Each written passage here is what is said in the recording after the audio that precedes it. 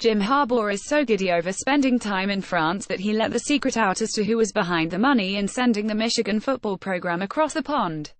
Speaking to the Detroit News in the shadows of the Eiffel Tower, the Wolverines' eccentric head coach revealed that Activision Blizzard CEO Bobby Kotick and the Graham Group founder Don Graham were the two people chiefly responsible for footing the nearly $800,000 bill the program is running up to take the team to Europe for the second year in a row. Two great Michigan guys, especially Bobby. They're the best, Harbaugh said. Bobby doesn't want anything said. He doesn't want anybody to know that, but it's a hard secret to keep. Harbaugh added that no plans are set for next year's overseas trip, but the two very generous alumni still could be involved again. The coach also told the News that potential options for the team to go to include somewhere in Africa, Athens, Barcelona and Cuba among others. This year's jaunt across the Atlantic didn't include practice time like it did in 2017 when Michigan went to Italy, and presumably that is the case for future endeavors as well. If Harbaugh really wanted to have an impact on college football through all these trips though, it might be to bend the ear of Kotick and tell him to make a new video game about the sport sometime soon instead of just writing a check to cover the travel expenses of his beloved Wolverines. That might be an even better legacy than a selfie under the Eiffel Tower. The NCAA is locked into serious legal challenges on a number of fronts, but the most immediate threat to the organization has been unfolding in a Los Angeles courthouse the past few weeks. That's the site of the latest lawsuit against the group, brought about by former USC assistant coach Todd McNair as part of his defamation case over a show cause he was handed by the Committee on Infractions 8 years ago. Despite numerous flaws in both the process and conclusion in punishing both the coach and the school, NCAA President Mark Emmett went on the defensive as part of a video deposition in the case. In some of his most notable comments about the case in years, "I have seen nothing that has convinced me that the Committee on Infractions or the Appeals Committee should have found any other answer in that case," Emmett said. According to ESPN, "I don't see anything that has convinced me that they erred in making that finding." The deposition was taped in Indianapolis last month after a long back and forth between lawyers from the NCAA and McNair over even interviewing Emmett. While he did add that there were issues involving a staffer sending emails to COI members, the testimony was otherwise straightforward for the man who took over the NCAA not long before the USC case came to a head. The Trojans were docked 30 scholarships and underwent a 2-year bowl ban after being charged with their lack of institutional control, while McNair served a 1-year show cause. The video was played in front of the jury this week as part of the trial that should wrap up sometime in the middle of May. McNair is slated to follow up Emmett by taking the stand starting on Thursday afternoon as part of his nearly decade-long quest to clear his name.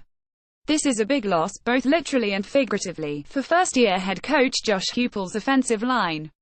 By way of the Orlando Sentinel, the UCF coach confirmed Wednesday that Sam Jackson, not pictured, has been diagnosed with a torn ACL in his knee.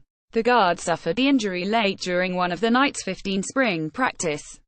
The Sentinel writes that the 6'6", 356-pound offensive lineman is expected to miss significant time during this offseason and a portion of next. Based on what's usually considered a 6-month time frame for recovery, Jackson likely wouldn't be available until late October, early November at the earliest. As a true freshman last, Jackson played in 12 games for the Knights. Heading into the spring, Jackson was penciled in as one of UCF's starting guards. According to the Sentinel, starting center Jordan Johnson slid over to guard for the spring game and is likely to claim one of those two starting jobs at that spot when summer camp opens in early August. Another player will be in the mix on the interior of UCF's line is Parker Boudreaux, the transfer from Notre Dame who sat out the 2017. Wisconsin still doesn't know who will be under center for its opponent in the 2018 opener. The Big Ten school does, though, know who it won't be.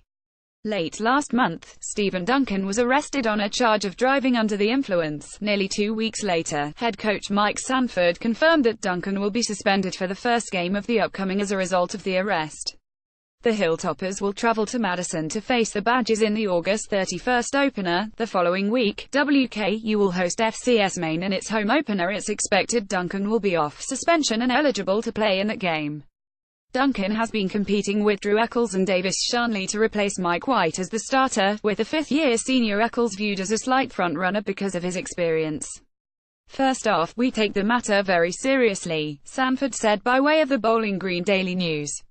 "We were disappointed in Stephen's decision. But Steven's a great young man. Steven's very committed to this football team. Clearly he had a goal in mind of winning this starting job going into the Wisconsin game. We have to make plans for our football team. Going into the game at Wisconsin, it changes some things from that dynamic. By no means does it banish Steven from our view of him as a quarterback. As a redshirt freshman last, Duncan completed both of his pass attempts. Eccles served as White's primary backup last, although he attempted just 11 passes. Late last week, reports surfaced that Miami was working on a new contract for Mark Richt. Thursday, those reports came to fruition as announced the university has extended the head football coach's contract through the 2023. Mark has done a phenomenal job of building this program, and generating enthusiasm for this program, since the day he arrived back on campus, athletic director Blake James said in a statement. We look forward to continued success under his watch, both on and off the field, for many years to come. The financial details of the extension were not revealed. When Richt returned to the U after being fired by Georgia, he signed a 6-year deal that's believed to be worth just north of $4 million annually.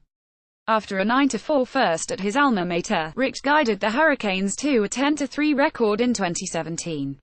It was the program's first with double-digit wins since they won 11 way back in 2003. Last year also marked the Hurricanes' first appearance in the ACC championship game since they joined the conference for the 2004. Those efforts last earned him Coach of the Year honors from the ACC and Walter Camp Foundation. We're excited about where this program is headed, Richt said in his statement. I want to thank Blake James, Jennifer Strawley and our entire athletics administration for supporting our coaches, staff and student-athletes, ensuring that we're committed to building on the great legacy of Hurricanes football. Miami is not only my alma mater, it is home to me and my family. It's a blessing to live and work in paradise.